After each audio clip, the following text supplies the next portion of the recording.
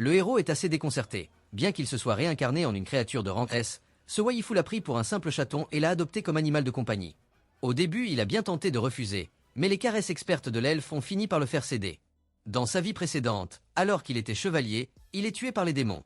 Lorsqu'il ouvre à nouveau les yeux, il se retrouve plongé dans une obscurité totale et comprend rapidement qu'il s'est réincarné. La seconde suivante, un message système apparaît devant ses yeux, avec une fonction de traduction intégrée. Cependant, à sa grande surprise, il découvre qu'il s'est réincarné en un jeune Behemoth. Selon les archives, le Behemoth est un monstre de rang S, une créature de niveau cataclysmique. Sa puissance est capable de détruire un pays avec une facilité déconcertante, et il faut mobiliser une force militaire nationale pour pouvoir le combattre. Bien que le héros, ancien chevalier protecteur de l'humanité, soit heureux d'avoir eu une seconde chance après sa mort, se réincarner en un jeune Behemoth capable d'anéantir des nations lui laisse un sentiment plutôt mitigé.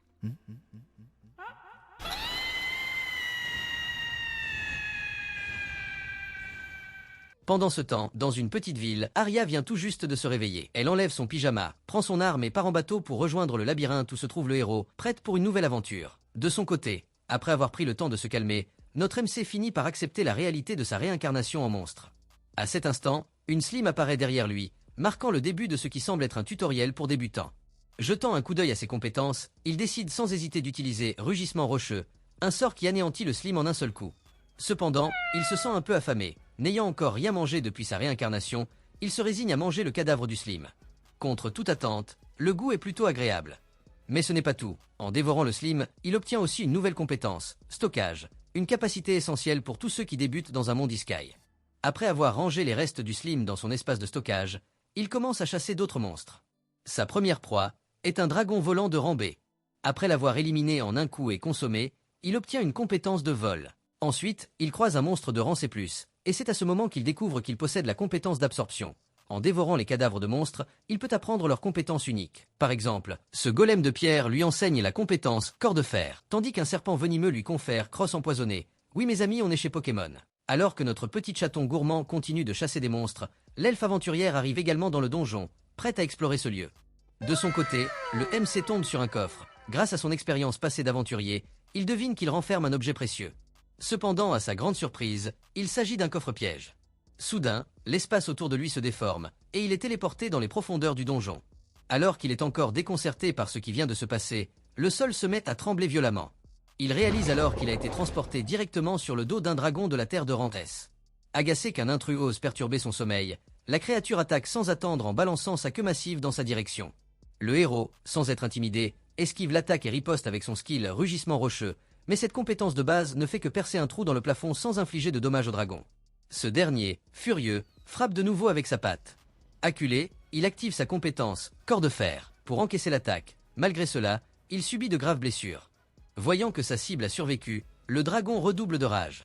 Le héros, conscient qu'il ne peut tenir tête à un tel adversaire, s'échappe au dernier moment.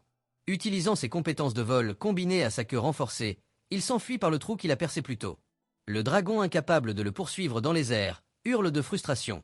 Toutefois, l'état du MC est critique. Gravement blessé et perdant trop de sang, il finit par s'évanouir. À ce moment-là, des bruits de pas résonnent au loin. Le MC pense que sa vie va de nouveau s'achever ici, mais contre toute attente, il s'agit de Arya, la grande waifu qui passe par là. En voyant le héros gravement blessé mais encore en vie, elle décide de le recueillir.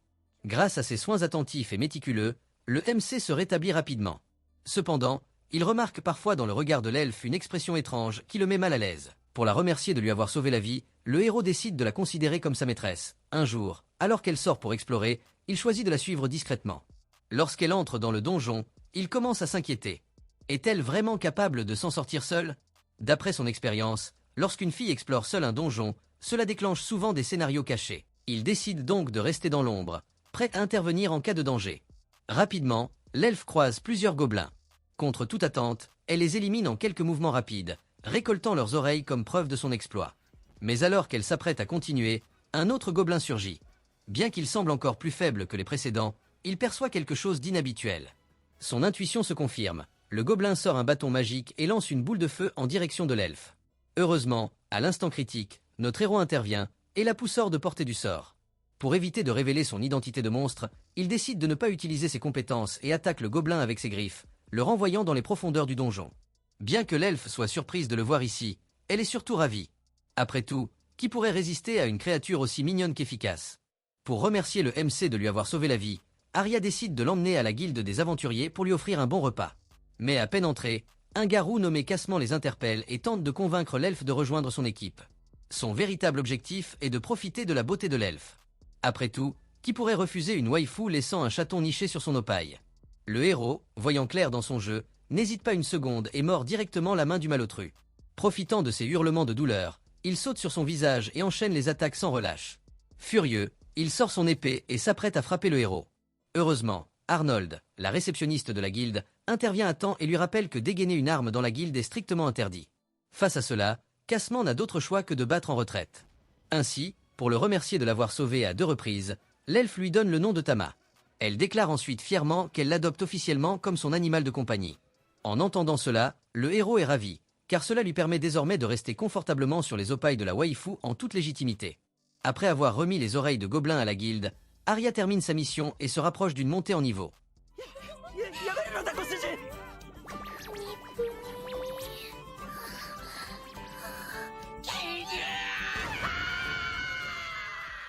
Après que le héros et l'elfe aient bien mangé, l'elfe commence à être un peu ivre. Elle se plaint que le héros se soigne ses poils dans son coin, et qu'il ne se soucie pas d'elle. Si cela continue, elle menace de ne plus prendre de bain avec lui. Le héros, un peu perdu, ne comprend pas immédiatement la situation. Mais à l'instant suivant, l'elfe décide de l'emmener avec elle pour se baigner. Bien qu'au début le héros refuse fermement, car étant un chevalier de haute moralité, il ne pourrait jamais entrer dans le vestiaire des femmes. Lorsqu'elle se change, le héros reste déterminé à ne pas entrer dans le bain des femmes. Mais une fois à l'intérieur, il change d'avis. En tant que chevalier, sa mission est de protéger sa maîtresse, et pour cela, il doit toujours veiller sur elle, peu importe la situation. À ce moment-là, l'elfe dévoile son passé. Elle explique que son village natal a été attaqué par les démons. Heureusement, au moment décisif, la sainte d'épéiste de son peuple est arrivée à temps, et d'un seul coup d'épée, elle a mis fin à la crise. C'est à ce moment-là qu'elle a juré de devenir un jour une héroïne aussi puissante que cette dernière. Le héros, qui a entendu parler de cette légende dans sa vie antérieure, ne peut malheureusement pas lui offrir de réconfort, alors il se contente de frotter sa tête contre elle. Le lendemain, Arya et Tama se rendent à la guilde pour accepter une mission, mais Mademoiselle Arnold leur conseille vivement de partir rapidement. Avant qu'elle n'ait pu finir sa phrase, le roux revient. Il révèle qu'il a informé le baron de l'incident où le héros a blessé quelqu'un et a obtenu un ordre d'exécution contre lui. Tama sans surprise, c'est que c'est un piège délibéré. Cassement annonce alors à l'elfe que si elle ne veut pas voir le héros tué, elle devra l'affronter en duel.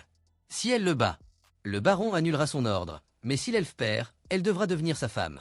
Après tout, pour faire annuler une décision du baron, il faut payer un prix. Bien que tout le monde dans la pièce comprenne les intentions perfides de cet homme, mais personne n'ose défier l'ordre du baron. Ainsi, l'elfe n'a d'autre choix que d'accepter le duel. Mais avant que le combat ne commence, Cassement réalise l'écart de niveau considérable entre eux. En tant qu'aventurier de Rancé, affronter une aventurière de Randé lui semble presque trop facile. Pour ne pas être vu comme un lâche, il autorise quiconque à venir aider l'elfe. Cependant, personne n'ose venir prêter main forte, car le roux a une certaine autorité derrière lui, et personne ne veut risquer de s'attirer ses ennuis. À ce moment-là, le héros s'avance. En voyant cela, Cassement ne s'en soucie pas vraiment, pensant qu'une petite chat n'est rien face à sa grande épée. Le combat commence, notre MC se précipite vers Cassement, mais sans utiliser de compétences, il est évident qu'il lui sera difficile de le vaincre. Alors qu'il réfléchit à la situation, l'elfe utilise sa compétence d'accélération et attaque Cassement avec son épée. Cependant, cela ne représente aucune menace pour lui. Il esquive l'attaque et riposte immédiatement en donnant un coup de pied dans la taille de l'elfe. En voyant cela, Tama comprend clairement qu'avec les compétences de sa maîtresse, elle ne pourra pas battre le roux.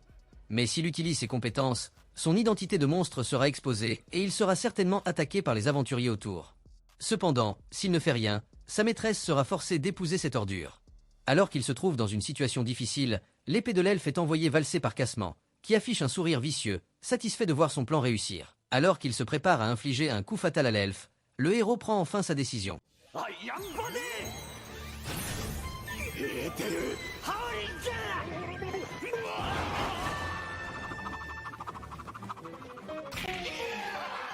Après avoir vaincu le rouquin, le héros affiche une expression résignée.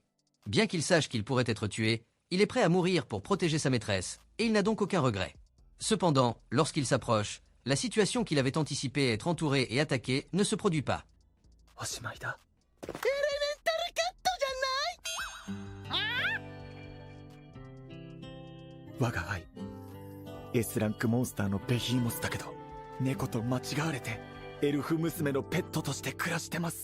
En un clin d'œil, Quelques jours se sont encore écoulés.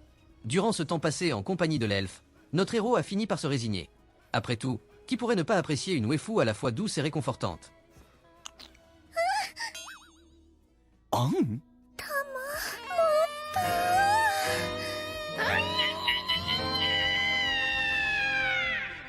Ensuite, l'elfe emmène Tama à l'atelier de Vulcan, la forgeronne aux oreilles de tigre, car elle prévoit de partir en aventure avec le héros. Soucieuse de sa sécurité, elle souhaite demander à la jeune femme tigre de lui fabriquer quelques équipements. Après tout, elle serait attristée si ce mignon félin venait à se blesser. Dès son arrivée, le héros, avec son apparence adorable, conquiert immédiatement le cœur de Vulcan. Sans perdre une seconde, celle-ci sort un papier et commence à dessiner des croquis. Consciente que le héros est encore en pleine croissance, elle intègre soigneusement une magie d'adaptation automatique à son équipement afin qu'il s'ajuste à sa taille. Une fois les mesures prises, Vulcan se met aussitôt à la forge. Après une nuit de travail acharné, le héros possède enfin son propre équipement. L'elfe est ravi, mais sa joie est de courte durée. À peine quelques secondes plus tard, Vulcan lui jette un seau d'eau froide en lui annonçant que son épée ne peut plus être allégée. Si elle la rend encore plus légère, la lame risquerait de se briser à tout moment. Arya un peu déçue, car depuis son combat contre Cassement, elle a pris conscience que son arme est trop lourde et manque de fluidité, ce qui l'a poussée à demander l'aide de Vulcan pour l'ajuster. Face à sa détresse, la forgeronne se montre impuissante. Elle a déjà reforgé cette arme à plusieurs reprises, et son épaisseur est désormais à sa limite. Pour mieux comprendre la situation, Vulcan prend alors une décision. Elle accompagnera l'elfe en aventure afin d'observer directement sa façon de combattre et identifier l'origine du problème. Après leur arrivée dans le donjon, Vulcan, armé de son lourd marteau, ouvre la voie pour ses deux compagnons. Selon elle, affronter de simples gobelins, des monstres de bas niveau ne lui permettraient pas d'identifier le véritable problème de Arya. Elle élimine sans effort un mage gobelin grâce à sa compétence dérivée, mais soudain, un ogre au regard lubrique surgit devant eux.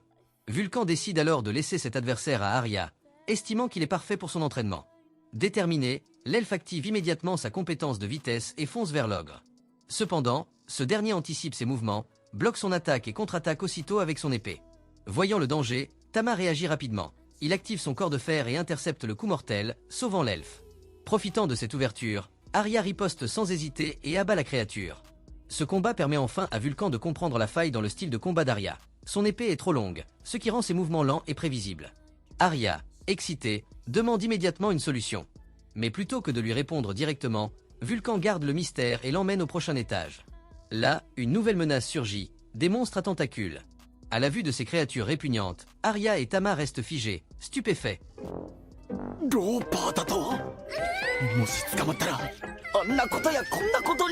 Bien qu'Arya ne comprenne pas pleinement les intentions de Vulcan, elle se lance malgré tout dans la bataille contre le monstre tentaculaire. Cependant, les attaques furieuses de la créature l'empêchent d'approcher. En un éclair, son épée longue est arrachée de ses mains. Mais contre toute attente, cette perte semble libérer ses mouvements, lui permettant de gagner en vitesse de manière spectaculaire. Profitant de cet avantage, elle parvient à rééquilibrer le combat et finit par atteindre le monstre. Hélas, sous l'assaut incessant de la créature, son autre épée se brise. Voyant cela, Vulcan réagit immédiatement et lui lance une dague. Arya la saisit avec agilité avant de l'enfoncer directement dans le corps du monstre, mettant un terme à l'affrontement.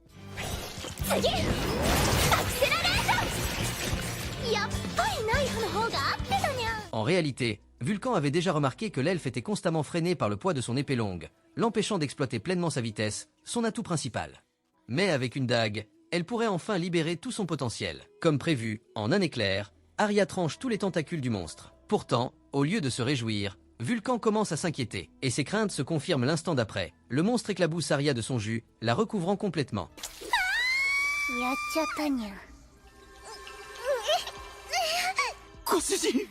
Arya est complètement furieuse, car à ses yeux, seul le héros a le droit de lui tirer dessus. Déchaînant toute sa puissance, elle tranche les tentacules du monstre à une vitesse fulgurante avant de lui asséner un coup fatal. Ce geste provient d'une compétence dérivée qu'elle a développée après avoir trouvé une arme parfaitement adaptée à son style, appelée coup de vent tranchant. Tandis que l'elfe se laisse emporter par la joie de sa victoire, Tama s'approche du cadavre du monstre. Grâce à son talent dévoration, c'est l'occasion rêvée pour lui d'acquérir de nouvelles compétences. Mais à peine a-t-il commencé à manger qu'il est frappé d'horreur. La texture de ce monstre est amère et visqueuse, bien pire que des cailloux. Malgré tout, il obtient les compétences invocation de tentacules, éjection de illimitée, accouplement. Quelle créature étrange n'est-ce pas? En se retournant, il remarque qu'Arya, pour une raison inconnue, continue de s'acharner sur le cadavre du monstre.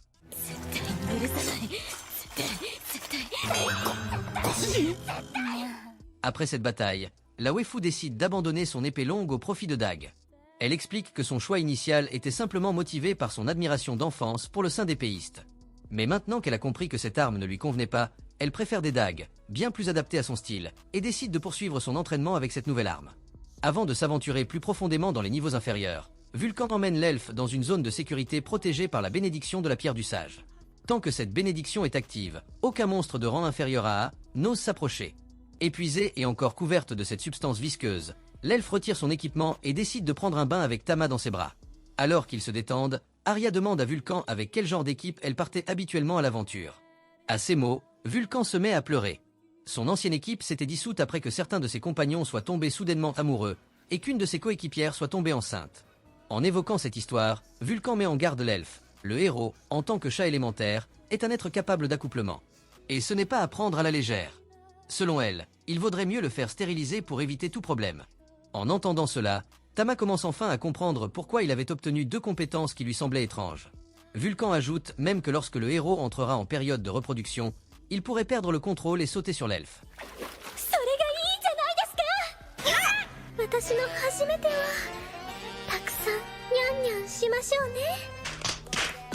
Ensuite, le groupe descend à un niveau inférieur où les ennemis sont désormais des minotaures.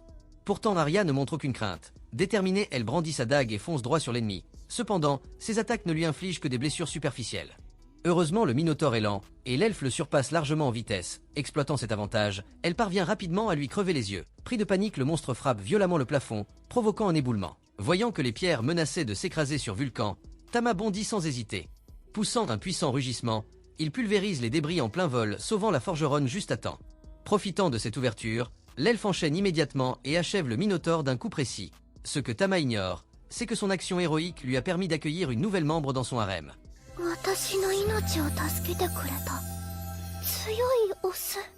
Ensuite, le groupe retourne à la guilde avec les trophées de la journée. Mademoiselle Arnold est très heureuse d'apprendre que Arya a tué un monstre de rang C+. Après tout, lorsqu'elle est arrivée ici, l'elfe était encore faible. Personne ne s'attendait à ce qu'elle devienne aussi puissante en si peu de temps. Alors qu'elle fête cette victoire autour d'un repas, Vulcan propose à Arya de faire équipe avec elle. Bien qu'elle affirme apprécier la personnalité franche et déterminée de Arya, en réalité, c'est parce qu'elle souhaite rester aux côtés du héros, sans le dire ouvertement. Arya, ravie, ne sait pas comment exprimer sa joie. Finalement, c'est Tama qui prend sa main et l'encourage à accepter la proposition. Le soir, alors qu'il s'apprête à dormir, des Slim attaquent Tama par surprise, ce qui l'empêche presque de respirer. Il profite alors de cette occasion pour examiner ses compétences et découvre qu'il peut évoluer vers une deuxième forme.